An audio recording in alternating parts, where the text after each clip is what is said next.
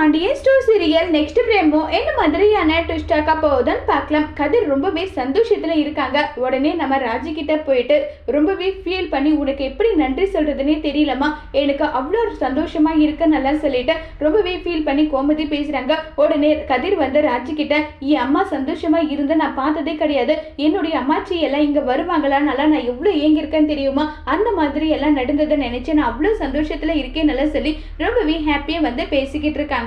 உடனே நம்ம ராஜி வந்து எனக்கு இந்த குடும்பத்தோட சந்தோஷம் ரொம்ப முக்கியம், அதே மாதிரி உன்னுடைய சந்தோஷமும் ரொம்ப ரொம்ப முக்கியம்னு சொல்லிட்டு ராஜி பேச உடனே கதிர் வைக்கப்பட மீனா கரெக்டா அங்க வந்துடுறாங்க. மீனா வந்து என்னடா நடக்குதுங்க, ரெண்டு பேரும் விருப்பம் இல்லாம கல்யாணம் பண்ணீங்க, இப்ப என்னடானா ரெண்டு பேரும் இப்படி வந்து பேசிட்டு சந்தோஷமா இருக்கீங்களேன்னு நல்லா சொல்லிட்டு ரொம்பவே சந்தோஷமா வந்து பேசிட்டு இருக்காங்க.